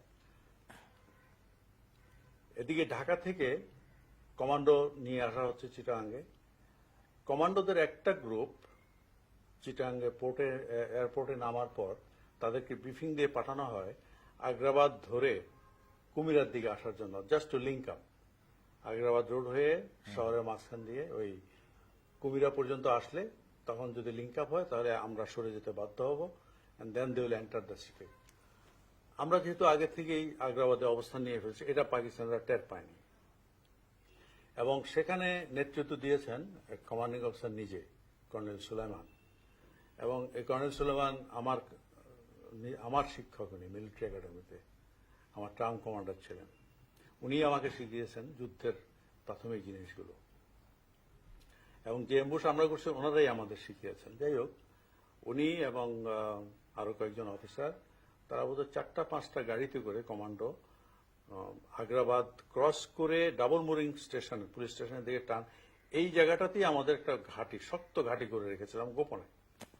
ঠিক ওখানে আমাদের অ্যাম্বুশের মধ্যে পৌঁছার পরে প্রচন্ড গোলা বর্ষণে কর্নেল সুলেমান, আরো কয়েকজন অফিসার, জেসিও, মোট প্রায় 20 জন commando in one action, which is very rare. In one action 27 তারিখে দে অল আর কিল্ড। যার ফলে তারা কুমিরার ব্রিগেডে ইকবাল শফিকে সহায়তা করতে এগিয়ে যাওয়া বা লিঙ্ক আপ করা, এটা করতে পারে নাই। কোনো মতে তারা ওইখান থেকে এই ডেড বডি কিছু এবং এগুলো নিয়ে তারা ফিরে চলে আসে নেভাল বেসে, যেখান থেকে তারা চিটাগাঙ্গের অপারেশনগুলো পরিচালনা করছে। কিন্তু এদিকে যেহেতু বালুচ রেজিমেন্ট ক্যান্টনমেন্টে ইবিআরসিতে সবাইকে মেরে, ম্যাক্সিমাম মেরে শহরের দিকে আসতে সমর্থ হলো, এবং 80 বেঙ্গল চলে গেছে পটিয়ার দিকে, কাজে আমার পেছন সাইডটা খালি হয়ে গেল। আর রেলের হেলে আমার যে অবস্থান, এখানে হেলিকপ্টার করে উপর দিয়ে তারা কয়েকবার আসলো, এবং শেলিং এত বেশি এবং গোলাগুলি যে এখানে সৈন্যরা আর থাকতে পারছে না, কারণ আমরা তো অল্প সময়ের মধ্যে জাস্ট ট্রেঞ্চ করে অবস্থান নিয়েছি, কোনো বাংকারও বানাতে পারিনি। আর এখানে আমাদের খাওয়া, পানি, রসদ কেউ কিছু নিয়ে আসতে পারছিল না। তখন আমরা সিদ্ধান্ত নিলাম যে এই অবস্থানটা ধরে রাখা যাচ্ছে না, আমরা অন্য অবস্থান, কোর্টের যে পাহাড়, সেই অবস্থানের দিকে চলে যাব। তো ট্রুপদেরকে সেই অবস্থানে যাওয়ার নির্দেশ দিয়ে আমরাও সেদিকে বেরিয়ে পড়লাম। এদিকে 27 তারিখে জাফর সাহেবরা আমাকে জানালেন যে, আমি জিজ্ঞেস করলাম যে হারুন এবং ওরা, আমার বাকি সৈন্যরা কোথায়? ও বলল যে ওরা তো শহরের বাইরে পটিয়ার দিকে কালুরঘাটের ওখানে বসে আছে সবাই। আমরা যুদ্ধ হচ্ছে শহরে, ওরা কালুরঘাটে কেন, ওখানে কে আছে? তখন বলল যে জিয়া রহমান সাহেব এবং অন্যরা সবাই কালুরঘাটে। আমরা কিন্তু তখন শহরে যুদ্ধ করছি, যদি ওই সৈন্যগুলো আসতো তাহলে শহর আমাদের নিয়ন্ত্রণে থাকতো, ইকবাল শফিরা ঢুকতেই পারবে না, কারণ আমাদের সবগুলো সৈন্য আসে, তারা কোনো মতে আমাদের সাথে টিকবে না ওখানে, এবং নেভাল বেসটা এবং এয়ারপোর্ট আমরা ইজিলি দখল করতে পারতাম। পরে হারুন অবশ্য আমাকে বলেছে যে হারুনকে যখন মেসেজটা দেওয়া হয় সে জানতো মেসেজটা কি। সে শহরের দিকে আসার সময় 25 তারিখ শেষ রাত্রে রওনা দিয়ে সকালবেলা যখন শহরের উপকণ্ঠে ওইখান থেকে রাস্তাটা চলে যায় কক্সবাজারের দিকে, পটিয়া কক্সবাজার, হারুন দেখতেছে যে বাঙালি সৈন্যরা শহর ছেড়ে চলে যাচ্ছে। তখন সে একটা দ্বিধাদ্বন্দ্বে পড়ে, সেভাবে ব্যাপারটা কি। ট্রুপসদেরকে জিজ্ঞেস করলো, তারা বললো যে আমার শহরে কেউ নাই, আসলে তো ওরা জানে না যে আমরা যুদ্ধ করছি। তখন হারুন তার সৈন্যদেরকে নিয়ে কালুরঘাট ব্রিজের ওই পাড়ে চলে যায়। সেখানে গিয়ে জিয়াউর রহমান, শওকত, ওলি এদের সাথে দেখা হয়। তারা ওদেরকে বলে যে না, শহরে কেউ নাই, তুমি কি জন্য যাবে। তো হারুন বলছে যে না, আমার সাথে তো রফিক স্যারের কথা হয়ে গেছে, আমি ওনার সাথে, কারণ হারুন ইপিআরের, সে আমার কথা শুনতে বাধ্য। কিন্তু ওরা বলে যে না, শহরে কেউ নাই। এই কথা শোনার পরে হারুন আর শহরে আসে নাই। আচ্ছা, ওই একই রাস্তা দিয়ে আসতে হয় কক্সবাজারের যে সৈন্যরা, সুবেদার মফিজ তার সৈন্য নিয়ে আসতেছে আমার সাথে জয়েন করার জন্য। ঠিক কালুরঘাট ব্রিজের ওখানে কাছাকাছি আসার পরে দেখে যে শহর থেকে সৈন্য চলে যাচ্ছে। তাদেরকে জিজ্ঞেস করছে কি ব্যাপার, আমরা তো শহরে যাওয়ার জন্য নির্দেশ পেয়েছি। বললেন যে না, শহরে কেউ নাই। যার ফলে তিনিও তার কোম্পানি নিয়ে ওখানে বসে গেলেন। এখন আমি, আমার মূল যে বাহিনীগুলো আসার, তারা সব কালুরঘাটে চলে গেল, যেহেতু এরা ওদেরকে বলছে শহরে কেউ না, অথচ আমরা শহরে তখন যুদ্ধ করছি। আর রামগড়ের যে কোম্পানি, ওরা তো আসতে হবে মেইন রোড দিয়ে, ঢাকা চিটাং হাইওয়ে দিয়ে। কিন্তু এই হাইওয়েতে হয়ে গেছে একটা বড় যুদ্ধ, অ্যাম্বুশ হয়ে গেছে। সেখানে 53 ব্রিগেডের আরো সৈন্য পিছন দিক থেকে আসছে, কাজে তারা ওই রাস্তা ধরে আসতে পারছে না। এখন আমি হলো কি, শহরের যে সৈন্য ছিল ওইটুকু নিয়েই যুদ্ধ করছি, আমার রিইনফোর্সমেন্ট গুলো একটাও আসতেছে না। আর 25 তারিখ রাত্র 26, 27 এই যুদ্ধ করতে আমাদের অনেক গোলা বারুদ খরচ হয়ে গেছে। এখন বাইরের সৈন্যরা যদি অস্ত্র গোলা বারুদ নিয়ে না আসে, তাহলে তো যুদ্ধ চালিয়ে যাওয়া অসম্ভব। তবু আমরা কোর্ট হিলে একটা অবস্থান নিয়ে রাখলাম, আগ্রাবাদ রোড দখল করে রাখলাম, আইস ফ্যাক্টরি, যেন ওরা কোনো মতেই আসতে না পারে, যতটুকু সম্ভব বিলম্বিত করা। কারণ আমি দেখলাম যে আমাদের পরিকল্পনায় একটা জায়গায় গোলমাল হয়ে গেছে, যে সৈন্য 8 বেঙ্গল শহর ছেড়ে চলে যাওয়াতে জিয়াউর রহমান সাহেব আমরা আমাদের অবস্থানটা ধরে রাখতে পারছি না। যাই হোক, এভাবে চলতেছে। 27 তারিখ সন্ধ্যার সময় দুপুরে গিয়ে আওয়ামী লীগের নেতৃবৃন্দ একজন অফিসারকে আনবে রেডিও স্টেশনে, সেখানে গেল। গিয়ে আমি বলছিলাম যে কোনো একজন সিনিয়র অফিসার যাকে পান, আমাদের সেনাবাহিনীর সাধারণ যে নিয়ম, সেই নিয়মে হলো যে কোনো কাজে সিনিয়র প্রথমেই সিদ্ধান্ত দেবেন। তা আমি বলেছিলাম যে যাকেই পান সিনিয়র মোস্ট, তাকেই বলবেন রেডিও স্টেশনে আসতে। সেই হিসেবে তারা জিয়া রহমান সাহেবকে নিয়ে আসে রেডিও স্টেশনে। সেখানে কথা ছিল, তিনি রেডিও স্টেশনে যেই অফিসারই আসেন তিনি বলবেন যে সেনাবাহিনীর বাঙালি অফিসার, জেসিও, ট্রুপস জনগণের সাথে মিলে বাংলাদেশকে মুক্ত করার জন্য যুদ্ধে লিপ্ত, এইটুকু বলা, যেন সারা দেশেই বাকি বাঙালি সৈন্যরা জিনিসটা জানতে পারে। তো জিয়া রহমান সাহেব রেডিও স্টেশনে আসলেন, এসে উনি নিজেকে provisional head of government declare করে ফেললেন। আমরা তখন যুদ্ধ করছি। আমি কিন্তু জিয়া রহমানের এই ঘোষণাটা আমি শুনিনি। আমাকে এমআর সিদ্দিকী সাহেব ফোন করলেন এবং একে খান সাহেবও ফোন করলেন, কারণ ওনাদের সাথে সামরিক বাহিনীর আমারই যোগাযোগটা ছিল। আর ছিল ব্রিগেডিয়ার মজুমদার সাহেবের, কিন্তু তাকে তো পাকিস্তানরা আগে নিয়ে গেছে।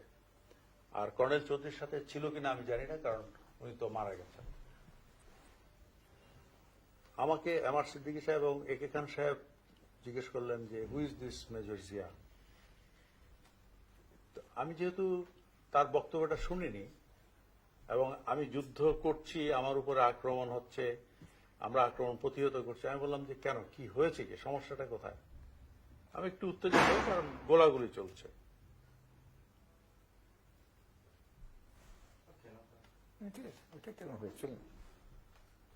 তখন উনি বললেন যে উনি তো নিজেকে head of the state declare করে ফেলেছেন এবং এটার ফলে এটা যে একটা রাজনৈতিক সংগ্রামের পরিণতিতে বাংলাদেশের মুক্তিযুদ্ধ, সেই ক্যারেক্টারটাই তো চেঞ্জ হয়ে যাচ্ছে। তাহলে তো জনগণ এটাতে থাকবে না, এটাকে একটা মিউটিনি হিসাবে ধরবে এবং জনগণ এখানে বিভ্রান্ত হবে। আমরা তো এটার সাথে একমত না। তো আমি জিনিসটাকে শান্ত করার জন্য বললাম যে হ্যাঁ, জিয়া রহমান সাহেব আছেন, এই বেঙ্গলের। আমি আপনাকে আগেও বলছি, একজনের সাথে আমার কথা হয়েছে এবং উনি হয়তো এটা উত্তেজনার কারণে অথবা খুব একটা চিন্তা করতে পারেন নাই, অনেকগুলো কারণেই হতে পারে। ওনার বক্তব্যে যদি ভুলও থাকে, আপনারা এখন উনি কি বলবেন সেটা লিখে দেন, সেটা উনি পড়ে শোনাবেন। তখন তারা একটা ড্রাফট তৈরি করেন এবং সেই ড্রাফট অনুযায়ী 28 তারিখে গিয়ে রিভাইজ করে উনি বলেন যে আমি বঙ্গবন্ধু শেখ মুজিবুর রহমানের পক্ষে এই ঘোষণাবাণী পাঠ করছি। কাজে 27 তারিখে উনি যে বক্তব্যটা দিয়েছেন সেটা ছিল যে নিজেকে head of the state declare করা। পরে ওটাকে শুধরিয়ে উনি 28 তারিখে গিয়ে ওটাকে শুধরিয়ে বলেন যে on behalf of Bangabandhu Sheikh Mujibur Rahman. এখানে আমাদের মনে রাখতে হবে যে স্বাধীনতার ঘোষণা দেওয়াটা এটা হলো একটা রাজনৈতিক সিদ্ধান্ত এবং রাজনৈতিক সিদ্ধান্ত দেবে জনগণের নির্বাচিত প্রতিনিধিগণ অথবা যাকে জনগণ মানে, যার উপরে জনগণের আস্থা আছে বা যারাকে জনগণ নির্বাচিত করেছে। অন্য কারো সেই ঘোষণা দেওয়ার অধিকার নাই। হ্যাঁ, আমরা গিয়ে ঘোষণা দিতে পারি যে কেউ, কিন্তু এটার কোনো রেজাল্ট হবে না বা এটা বিশ্ব গ্রহণ করবে না, এটা আমাদের বুঝতে হবে। কাজেই জিয়া রহমান সাহেবও নিশ্চয়ই পরে বুঝতে পারছেন যে উনি তো তখন আননোন, আমিও আননোন, আমরা পরে পরিচিত হয়েছি, কিন্তু 71-এর 25, 26, 27 আমরা তো আননোন। তখন তো নন হলেন বঙ্গবন্ধু শেখ মুজিবুর রহমান। উনি আওয়ামী লীগের নেতা, প্রেসিডেন্ট এবং নির্বাচিত, এবং সরকার গঠন হলে উনি প্রধানমন্ত্রী হবেন। কাজে তাকে বাদ দিয়ে অন্য কেউ বাংলাদেশ স্বাধীনতা ঘোষণার কথা যতই বলা হোক না কেন, পৃথিবীর কেউ এটা মেনে নেবে না বা এটা অ্যাকসেপ্টেবল না। তো যাই হোক, 28 তারিখ এভাবে চলল। এদিকে যে কমান্ডো ব্যাটালিয়নের একটি প্লাটুন বা এক প্লাটুনের অধিক আগ্রাবাদ এলাকায় অ্যাম্বুস্ট হয়ে অনেক হতাহত হলো। তাদের আরেকটা প্ল্যান ছিল যে যেহেতু রেডিও স্টেশনটা আমরা ব্যবহার করছি এবং সেখান থেকে প্রচার হচ্ছে যে আমরা যুদ্ধ করছি, পাকিস্তানরা চাইলেও এটাকে ধ্বংস করে ফেলা, এটাকে দখল করা। তাদের আরেকটা প্লাটুনকে বলা হলো এটা দখল করতে যাওয়া। কিন্তু 27 তারিখ সন্ধ্যায় যখন এই অ্যাম্বুসটা হলো আগ্রাবাদ এবং তাদের কমান্ডিং অফিসার সহ অনেক সৈন্য এবং অফিসার মারা গেল, তখন তারা আগ্রাবাদ রোড বা শহরের মধ্যে দিয়ে যাওয়ার পরিবর্তে সিদ্ধান্ত নিল তারা নদী পথে কর্ণফুলী নদী দিয়ে স্পিড বোট করে কালুরঘাট এলাকা যাবে, সেখানে নেমে পায়ে হেঁটে রেডিও স্টেশনের দিকে আসবে। সেই সিদ্ধান্ত অনুযায়ী তারা 27 তারিখ রাত্রিবেলা স্পিড বোটে চলে আসে কালুরঘাটের থেকে। কালুরঘাটে নেমে তারা চলে আসছে, সেখানে একটা কৃষি ভবন আছে, সে কৃষি ভবনে অবস্থান নেয়, পরে ওখানে আক্রমণ করবে। এবং সেখানে কিন্তু লোকজন টের পেয়ে যায়। একটা ছেলেকে টাকা দিয়েছে যে তুমি যে চা নিয়ে আসো আমাদের জন্য, 20 কাপ চা। 20 কাপ চা নিতে গেছে, ছেলেটা গিয়ে আর পরে আসেনি। আরেকটা ছেলেকে পেয়েছে, তাকে টাকা দিয়েছে, সে চা এনে দিয়েছে, কিন্তু আরো অনেককে জানিয়েছে। তখন ওখানে আমাদের ইপিআর এর কিছু সৈন্য ছিল চারিদিকে ছড়িয়ে ছিটিয়ে, তারা খবর পেয়ে এই কৃষি ভবনটা ঘেরাও করে ফেলে। কৃষি ভবনটা ঘেরাও করে ফেলার পরে এখানে তুমুল যুদ্ধ হয় এবং সেখানে সবগুলো কমান্ডো মারা যায়। 8-9 জন কোনো মতে বেঁচে ওই ধান ক্ষেতের মধ্যে দিয়ে চিটাং ক্যান্টনমেন্টে চলে আসে। এগুলো যুদ্ধের প্রথম দিকে অনেকগুলো গুরুত্বপূর্ণ সংঘর্ষ। তখন 28 তারিখে তারা আর এই রেডিও স্টেশন ধ্বংস করতে না পেরে পরবর্তীতে 30 তারিখে গিয়ে ওটার উপরে এয়ারফোর্সের একটা F-86 স্যাবার জেট দিয়ে স্ট্রাইকিং করে এবং এটাকে নিষ্ক্রিয় করে ফেলে। এটা হলো 30 তারিখ। এর মধ্যে ঢাকা থেকে কন্টিনিউয়াস প্লেনে করে তাদের সৈন্য আসছে। কুমিল্লা থেকে আমাদের সৈন্যরা পিছু হটতে বাধ্য হয়েছে অ্যাম্বুশের পরে, যেহেতু আমাদের গোলা বারুদ প্রায় শেষ, রিইনফোর্সমেন্ট সব আটকে পড়েছে কালুরঘাটে। আমরা তখন সীমাবদ্ধ হয়ে গেলাম railway hill, new market area, ice factory, এই কিছু বিচ্ছিন্ন পকেটে। কিন্তু আমরা বুঝতে পারছি যে এই বিচ্ছিন্ন অবস্থান আমরা বেশি দিন ধরে রাখতে পারবো না। যাই হোক, শহরের যুদ্ধ এভাবে চলতে চলতে এপ্রিলের 4 তারিখ পর্যন্ত চট্টগ্রাম শহর আমাদের পূর্ণ নিয়ন্ত্রণে ছিল। তারপর আর শহর আমরা নিয়ন্ত্রণে রাখতে পারিনি। ভেরি গুড, একটু লাগছে, একটু অন করেন, অনেকখানি সুন্দর।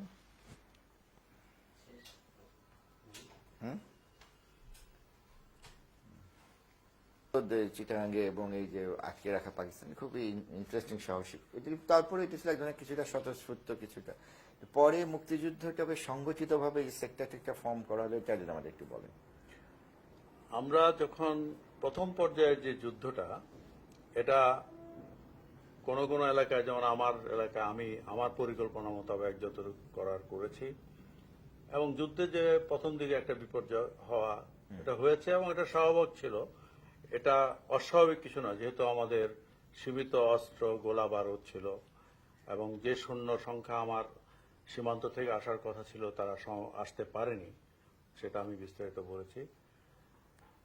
আমরা যুদ্ধ করেছি পরদিক দিয়ে, যে পাকিস্তানিরা শহর দখল করে যখন ফ্যানিং আউট, যেটা আমরা বলি, গ্রামাঞ্চলের দিকে ছড়িয়ে যাওয়া, আমরা চেষ্টা করছি ওদেরকে পদে পদে বাধা দেওয়া এবং ম্যাক্সিমাম ক্যাজুয়ালিটি করা, এবং সেটাতে আমরা সফল হয়েছি। এবং এইভাবে আমরা যুদ্ধ চালিয়ে যাই জুন মাসের 2 তারিখ পর্যন্ত। 2 তারিখে গিয়ে, সম্ভবত জুনের 2, রামগড়ের শেষ যুদ্ধটা হয়। সেখানেও পাকিস্তানদের অনেক ক্যাজুয়ালিটি, এবং সেই যুদ্ধে করে আমরা যুদ্ধের প্রথম অধ্যায়, যে একটা অসংগঠিত কিন্তু গেরিলা যুদ্ধের একটা অংশ, সেই পোর্শনটা শেষ হয়। তারপরের পোর্শনটাই শুরু হয়ে যাবে গেরিলা যুদ্ধ। এই যুদ্ধটাকে আমরা কয়েকটা ভাগে ভাগ করতে পারি। প্রথম পর্যায়ে স্বতঃস্ফূর্ত আমাদের যে একটা সংগ্রাম, নিজেকে রক্ষা করা, স্বাধীনতা যুদ্ধের সূত্রপাত, সেটা আমাদের হয়ে গেল, এবং আমার সেক্টরে চিটাগাঙ্গে জুনের 2 তারিখে এটা শেষ ধরা যেতে পারে। তারপরে আমরা গেরিলা যুদ্ধে অনুপ্রবেশ করি। জুলাই মাসের 10 তারিখে কলকাতায় আমাদের সেক্টর কমান্ডারদের একটা কনফারেন্স হয়। সেখানে মূল নীতি নির্ধারণ হবে যে আমরা এই যুদ্ধটা কিভাবে পরিচালনা করব। সেই কনফারেন্সে বসে আমরা সবাই সেক্টর কমান্ডাররা বসে বাংলাদেশকে কিভাবে কয়টা অঞ্চলে ভাগ করা হবে, সেক্টরে ভাগ করা হবে, সেই সিদ্ধান্ত নেই। আমরা সেখানে বিস্তারিত আলোচনার পর মূলত আমরা চেষ্টা করেছি যে ন্যাচারাল অবস্টাকল, যেটা বলি, নদী বা একটা রাস্তা, চিহ্নিত কোনো একটা কিছু, তাকে কেন্দ্র করেই আমরা সীমানা ভাগ করেছি।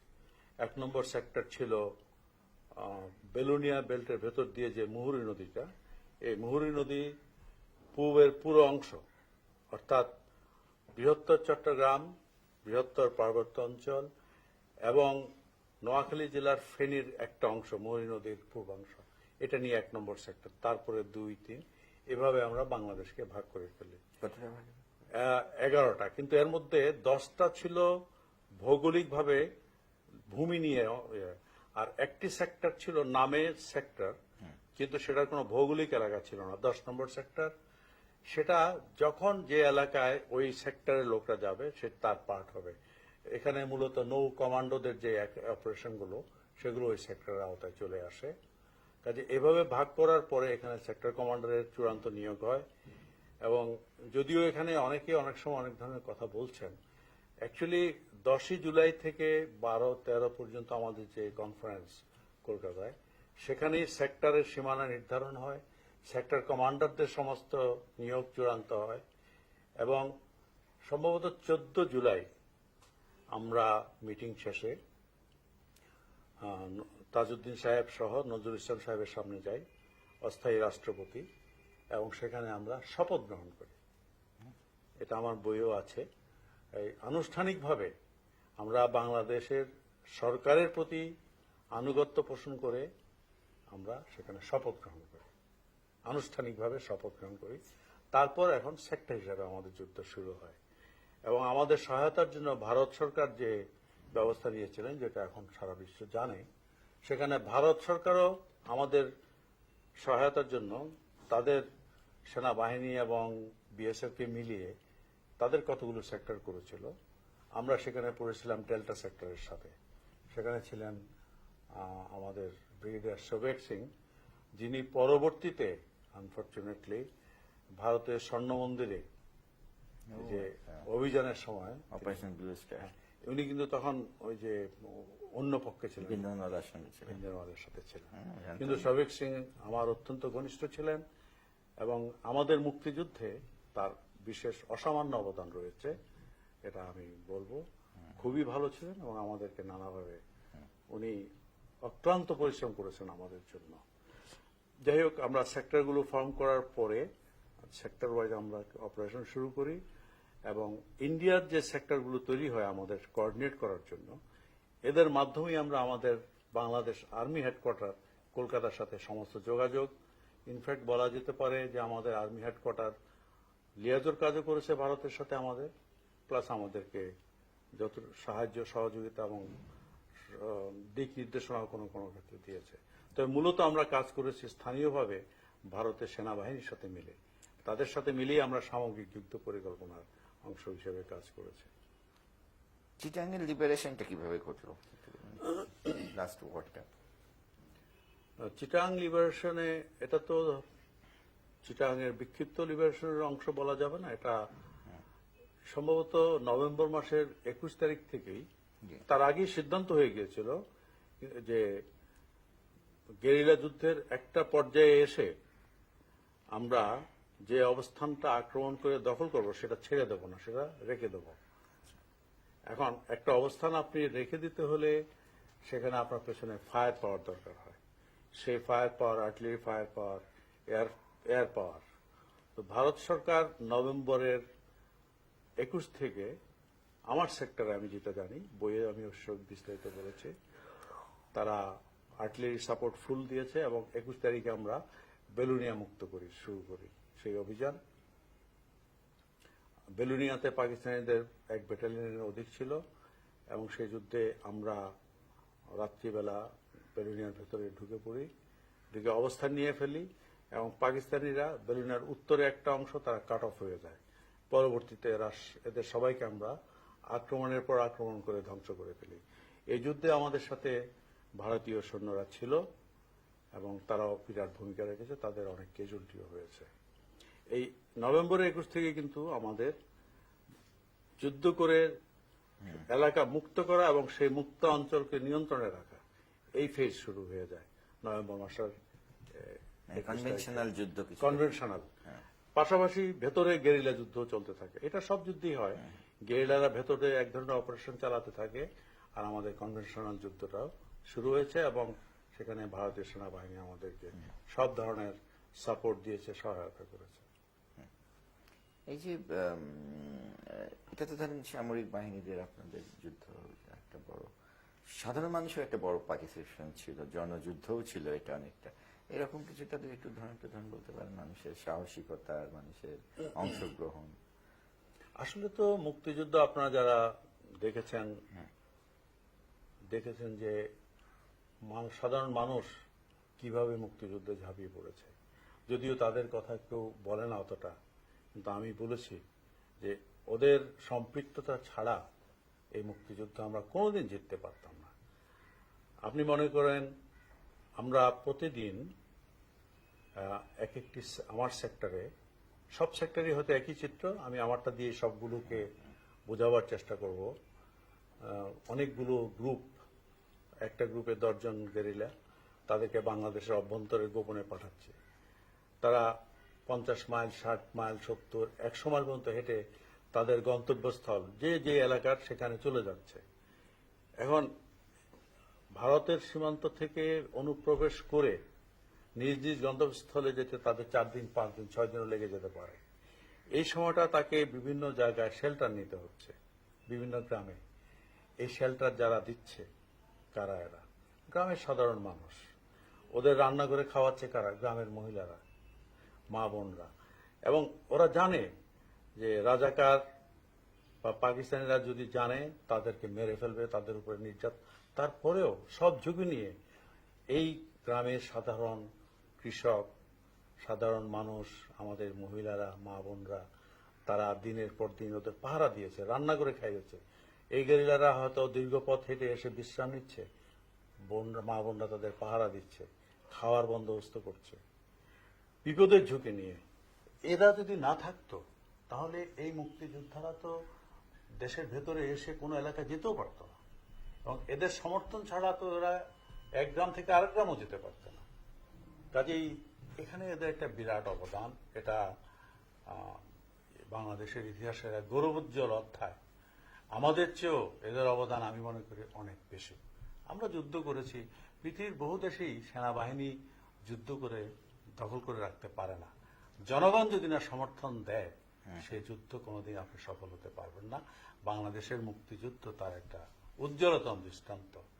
তবে অনেকগুলো ঘটনা আছে, তার মধ্যে আমি একটা ছোট্ট ঘটনা বলি।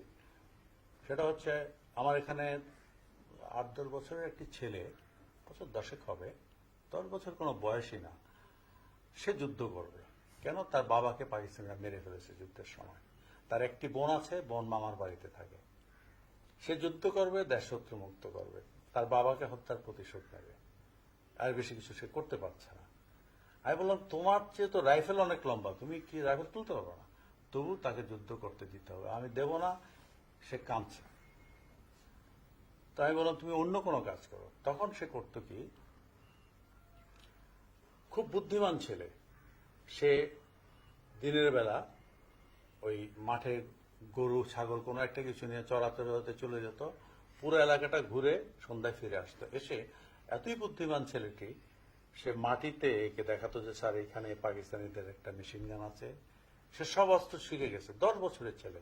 এখানে এলএমজি, এখানে তারা খাওয়া দাওয়া করে, এখানে রান্না করে, সমস্ত অবস্থানগুলো দেখে দিত। এখানে তারা মাইন লাগিয়েছে। এই যে 10 বছরের একটি ছেলে যুদ্ধ করার জন্য দাঁড়িয়ে। তারপরে আমার খেয়াল আছে একদিন এই ছেলেটি, মানে আমি সাধারণ মানুষের সম্পৃক্ততা, একদিন আমরা পাকিস্তানিদের একটা কনভয় অ্যাম্বুশ করি এবং অনেক পাকিস্তানি মারা যায়। তো সেখানে আবার কিছু কাপড় চোপড়ও পাওয়া গেছে। তো আমি ছেলেটিকে বললাম, তোমার জন্য কিছু লাগবে এখান থেকে? বলে, না স্যার, আমার বোনটার জন্য একটা কিছু দেন। তো আমি ওকে দিলাম, বিস্কিট টিস্কিটও ছিল। সে বলে, আমার একদিনের ছুটি দেন, আমি আবার আসবো, আমি বোনটাকে বিস্কিটটা দিয়ে আসি। তো এটা হচ্ছে কি, মানে জিনিসগুলো মনে হবে কিছুই না, কিন্তু আমি মনে করি এই যে একটি মুক্তিযুদ্ধ, জনগণের যুদ্ধ, এই জনগণের যুদ্ধে একটি সামান্য অল্প বয়সী ছেলে, যার তখনও চিন্তার পরিপূর্ণ বিকাশ ঘটেনি, সেই ছেলেটি কত বড় ধরনের চিন্তা নিয়ে একটা যুদ্ধে লিপ্ত, যে মাতৃভূমি শত্রুমুক্ত করতে হবে। এটা আমাদের সবাইকে অনেকভাবে অভিভূত করেছে। আমরা আবেগাপ্লুত হয়ে পড়তাম যে আমাদের অবদান কি, এদের অবদান কোনো অংশে কম না। যে ছেলে নিজেকে রক্ষা করতে জানে না, সে জীবন দিতে প্রস্তুত হয়ে সামনে চলে আসতেছে যুদ্ধের মাঠে। তো এটা আমাদের মনে গভীর আঘাত। এমন অনেক অসংখ্য ঘটনা আছে। যুদ্ধের প্রথম দিকে আমার মনে আছে বেলুনিয়ার একটা যুদ্ধ, এটা বোধহয় এপ্রিল মাসের দিকে হবে, এপ্রিল বা মে মাসে। সে যুদ্ধে আমাদের সৈন্যদের আমরা পিছনে চলে আসতে বলছি, অনেক ছেলে মারা গেছে, অনেক ইনজুর্ড হয়েছে। ছেলেটার হাতের এই জায়গাটা ছেলে উড়ে অল্প একটু জায়গা লেগে আছে। আমি ওদেরকে, সে হেঁটে যাচ্ছে, কেউ নাই তো আমাদের সহায়তা করার, কারণ আমরা তখন ডিসঅর্গানাইজ, আমাদের এস্টাবলিশ কোনো ফিল্ড ইউনিট নাই, কোনো মেডিকেল ফেসিলিটি নাই, কোনো গাড়ি ঘোড়া ওইসব পাহাড়ি রাস্তা চলে না। 2-1 বন্ধু নিয়ে কোনো মতে যাচ্ছে, মানে কিভাবে যাচ্ছে, কত 16-17 বছরের একটা ছেলে। আজকে যখন আমি পিছনে তাকাই, 16-17 বছরের ছেলেদেরকে আজকে দেখি, আমি ভাবতেও পারি না যে এত ত্যাগ তাদের। এর মানে অল্প একটু জায়গায় লেগে আছে, কিন্তু তারপরেও সে আমাকে হাত দিয়ে সেলুট দিয়ে বলল, জয় বাংলা, ছাড়া আমরা জিতব। তো এই যে সাধারণ মানুষের সম্পৃক্ততা। পরে আরেকটি ঘটনা, আরো 2টি ঘটনাই আপনাদেরকে বলবো, মানুষের সম্পৃক্ততা। কুমিরা এলাকায় এটা ডিসেম্বরের 12-13 এরকম সময়, সেখানে ব্রিজটা পাকিস্তানিরা উড়িয়ে দিয়েছে এবং খুব গভীর একটা খাল। সেখানে আমরা এখন গাড়ি ক্রস করে সামনে যেতে পারছি না। এদিকে 7th ফ্লিটের জাহাজ বে অফ বেঙ্গলের দিকে আসছে, আর আমাদেরকে বলা হচ্ছে যত দ্রুত সম্ভব চট্টগ্রাম শহর দখল করে ফেলতে হবে। কাজেই স্পিড হচ্ছে খুব গুরুত্বপূর্ণ আমার জন্য। আমরা দ্রুততার সাথে এগিয়ে যাচ্ছি, এখানে এসে আটকে গেলাম, আমরা ক্রস করতে পারছি না এই ব্রিজটা। এখানে আরেকটা ব্রিজ ক্রস বানাতে হলে ব্রিজিং মেটেরিয়াল আনতে হবে। শুভপুর ব্রিজটা ভাঙা, ইন্ডিয়ান আর্মির বেইলি ব্রিজের মেটেরিয়ালগুলো এনে কুলাতে পারছে না, সময় পাচ্ছে না, কাজে আমরা আটকে পড়ছি। তখন গ্রামের আশেপাশের মহিলারা ছুটে আসছে, পুরুষরা তো পাকিস্তানি সৈন্য থাকায় সব সরে গেছে, যুদ্ধ শুরু হয়েছে। কিছু মহিলা ছুটে আসলো, দেখলাম মুহূর্তের মধ্যে শত শত মহিলা গ্রামের সব ছুটে আসছে, স্যার কি করতে হবে বলেন। আমরা একটা ওই খাল এর মধ্যে কেটে একটা রাস্তা করা চেষ্টা করছি যে গাড়ি যেন পার হয়, কিন্তু অনেক পাথর টাথর না ফেললে ওই পানি বেশি তো পার হওয়া যাচ্ছে না। ওই মহিলা বলল যে স্যার আপনার দেরি করবেন না, দেরি যত করবেন তত আমাদের বাঙালি সব মেরে ফেলবে ওরা। কয়েকদিন আগে ঈদের একদিন দুদিন পরে চিটাঙ্গে আমবাগানে একটা রেল স্টেশন আছে, ওখানে তারা একটা ট্রেন থামিয়ে বহু বাঙালি ছেলে মেয়েকে মেরে ফেলছে। বলে স্যার আর দেরি করবেন না, আমরা পাথর দিচ্ছি, যদি তাদের সময় লাগে আমরা সবাই এই খালের উপর শুয়ে পড়বো, আপনারা আমাদের উপর দিয়ে গাড়ি চালিয়ে যান। এই যে তাদের ত্যাগের মনোভাব, এই যে তাদের ভেতরে আবেগ, এই যে অনুভূতি একটা মাতৃভূমিকে মুক্ত করা, এটা আমার সারা জীবনের জন্য মনে করি যে একটা অমূল্য স্মৃতি এবং একটা বিরাট পাওয়া। তারপরে একেবারে শেষের দিকে এসে সম্ভবত 16 তারিখ ডিসেম্বরের 15 তারিখে আমরা সীতাকুণ্ড মুক্ত করে ফেললাম, 15 তারিখের দিকে। তো ওই এলাকার একটি মুক্তিযোদ্ধা, বয়স 14-15 হবে, এই ধরনের ছেলেপেলেরাই অনেক যুদ্ধ করেছে, মারা গেছে, কেউ তাদের খোঁজ রাখে না। আমি ওকে বললাম তোমার এলাকা তো মুক্ত, তুমি তোমার গ্রামে গিয়ে বাবা মার সাথে দেখা করে আসো। তো বললো না স্যার, আমি শপথ করছি যে চিটাগাং মুক্ত না হওয়া পর্যন্ত আমি বাড়িতে যাব না। ঠিক আছে, যাবে না, আমি তো পাঠাতে চাই না। আমরা একেবারে সামনে আমরা চলে আসছি ভাটিয়ারি এলাকায়, যেখানে ক্যাডেট কলেজটা, ওই এলাকা মিলিটারি একাডেমি। ওখানে পাকিস্তানের একটা ব্রিজ উড়িয়ে ওপারে খুব শক্ত অবস্থান, এটাই তাদের লাস্ট ডিফেন্স পোস্ট। আমি জানি যে এখানে প্রচন্ড যুদ্ধ হবে, তাদের টোটাল কনসেন্ট্রেশন ওইখানে।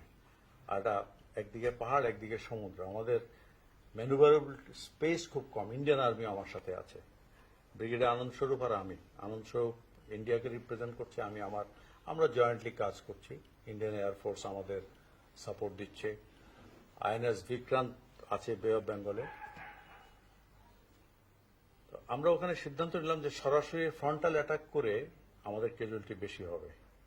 আমরা কিন্তু ঠিক ওই ভাঙ্গা ব্রিজের এই সাইডেই এখানে একটা আন্ডার কনস্ট্রাকশন ফ্যাক্টরি, তার পিলারগুলোর আড়ালে আড়ালে অবস্থান নিয়ে শত্রুর অবস্থান দেখছি, এবং গোলাগুলি হচ্ছে, আমাদের লোক ইনজিওর্ড হচ্ছে।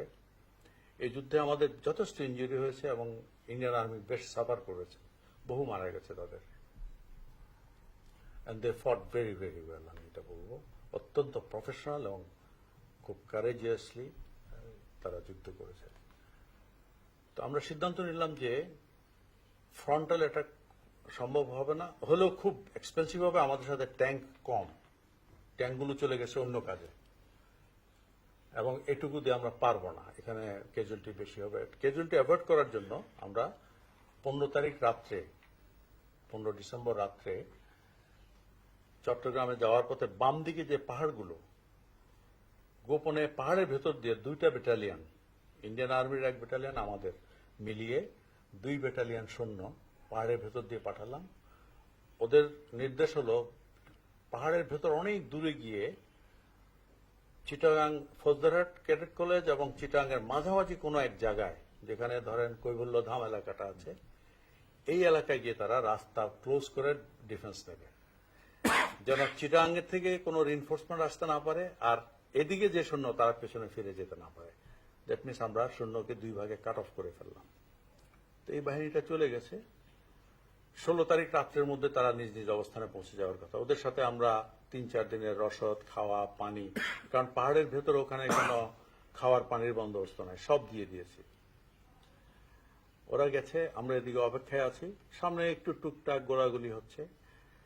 16 তারিখ বিকেল এখানে যে সারেন্ডার হয়েছে আমরা তখনও খবর জানি না, এবং এটা জানতে আমাদের সময় লেগেছে, এবং পাকিস্তানিরা অনেক জায়গায় হয়তো জানে না, আমরা এখন বলতে পারবো না ওরা জানতো কি জানতো না। যাই হোক, তো পাহাড়ের দিকে যেন পাকিস্তানিদের অ্যাটেনশন কম থাকে, সেই জন্য আমরা ডাইভার্সনের অ্যাটাকের জন্য সমুদ্রের দিক দিয়ে পশ্চিম দিকে অ্যাটাক শুরু করলাম, ছোটখাটো, যেন তারা মনে করে এদিক দিয়ে বড় অ্যাটাকটা আসতেছে বাইপাস করে, যাতে নিরাপদে আমাদের লোকগুলো পাহাড়ের ভেতর দিয়ে যেতে পারে। তো বিকেল 4টার দিকে সুবেদার আজিজ নামে একজন তার কোম্পানি নিয়ে সমুদ্রের পাড় দিয়ে ওই জায়গাটা ক্রস করার জন্য অ্যাটাক শুরু করলো। এর মধ্যে ওখানে শেলিং শুরু হয়েছে। ঠিক 4:30 ঢাকায় তখন সারেন্ডারটা সই করেছে নিয়াজি এবং ইন্ডিয়ান অরোরা। এমন সময় শুনলাম যে আমাদের কিছু লোক ইনজুর্ড হয়েছে, তো ওদেরকে নিয়ে আসতেছে এদিকে। ইন্ডিয়ান আর্মির মেডিকেল টিম আছে, তারা হেল্প করবে। ইনজুর্ডদের নিয়ে আসতেছে। ঠিক কিছুক্ষণের মধ্যেই শীতের দিন তো সন্ধ্যা খুব তাড়াতাড়ি অন্ধকার হয়ে আসে, 4:30 মানে প্রায় অন্ধকার। কিছুক্ষণ এই আবছা অন্ধকার আজানের সময়টাতে দেখলাম ব্রিজের ওপারে পাকিস্তানিদের একজন একটা সাদা ফ্ল্যাগ তুলল। ফ্ল্যাগটা দেখে আমি আনন্দ স্বরূপ পাশাপাশি একসাথে বসা। আনন্দ শরীফ বলল ঠিক আছে আমরা একটা সাদা ফ্ল্যাগ তুলি। আমরা সাদা ফ্ল্যাগ তুললাম। তারপরে ওদিক থেকে একজন অফিসার আসলো, এদিক থেকে আমি গেলাম। ব্রিজের ওই পারে ও ওই পারে আমি। সে তখন বলল যে আমরা এইমাত্র ইনস্ট্রাকশন পেয়েছি সারেন্ডার করার জন্য। ঠিক আছে। অথচ ঠিক 4:30 যখন সারেন্ডারটা হয় ওই সময় ওই শেলিং হলো, সেখানে সুবিধা আজিজ মারা গেল এবং ওই যে ছেলেটি 14 বছরের সেও ওইখানে মারা গেল ওই মুহূর্তে। Just last moment, that was the last casualties of in my war. তো এই জিনিসগুলো আমাদের মনে সবসময় থাকে। যাই হোক, 16 তারিখ ওভাবে চলে গিয়ে আমরা সিদ্ধান্ত নিলাম যে রাত্রে আর শহরে যাব না, কারণ এটা ঝুঁকিপূর্ণ। অন্ধকারে কোথায় কি হয়। আর পাকিস্তানের ওরা হেডকোয়ার্টার লেভেলে, ধরেন চিটাং হেডকোয়ার্টারে খবর পেয়েছে, কিন্তু বিচ্ছিন্ন বহু ইউনিট আছে যারা খবর পেতে পেতে সময় লাগবে। তো আমরা করলাম কি, এক ব্যাটালিয়নকে বললাম তোমরা রাত্রে শহরের দিকে চলে যাও, আমরা সকালে শহরে আসবো। তো সকালবেলা আমরা একটা জিপে করে আমি চলে গেলাম সার্কিট হাউসে, এবং সেখানে গিয়ে আমার সাথে একটা আমি ফ্ল্যাগ বাংলাদেশের সবসময় ক্যারি করতাম এই মুহূর্তটার জন্য। তো সার্কিট হাউসে দেখি যে বহু লোক এসে গেছে বাই দ্যাট টাইম। তো অল্প বয়সী একটি ছেলে, তাকে বললাম তুমি যাও। সে উপরে উঠে ওই পাকিস্তানের ফ্ল্যাগটা ছুঁড়ে ফেলে দিল, দিয়ে আস্তে আস্তে আমাদের ফ্ল্যাগটা উড়ালো। এই 17 তারিখ সকালবেলা, সেদিনই আমরা চট্টগ্রাম শহর পুরো নিয়ন্ত্রণে নিয়ে ফেললাম। থ্যাংক ইউ রফিক ভাই, অনেক কিছু বললেন। যেমন আমার দিকটা কোনো প্রশ্ন নেই, আপনি যা কিছু না আর কিছু আর বলেন। Very good. টাইম ওয়াইজ ঠিক আছে, একটু বোধহয় আপনাকে বেশিক্ষণ আটকে রাখলাম। না, কোনো অসুবিধা নেই। ভেবেছিলাম একটা বাজবে। হ্যাঁ, ভালো, সব দিকগুলি কভার হয়েছে, মানে একদম বিদ্রোহ শুরু থেকে বিদ্রোহ শেষ থেকে। একটা জিনিস ওই আমরা অপারেশন জ্যাকপট, যেটা নৌ কমান্ডোদের অপারেশন, হ্যাঁ, ওটা কভার করতে পারলে ভালো হতো, কিন্তু ওটাও আচ্ছা, নৌ কমান্ডো কেউ কাউকে জানেন যিনি একটু বলতে পারবেন? না, এটা তো আমি তো অর্গানাইজ করছি, আমি আর আনন্দ স্বরূপ। তাহলে আপনি বলবেন না? আচ্ছা, একটু বলে। এটা পরে। তবে ওই যে আমি মুক্তির সোপান্তলের এটা ফিল্মিং করা খুব কঠিন হবে, মানে কোনো ধরনের, কারণ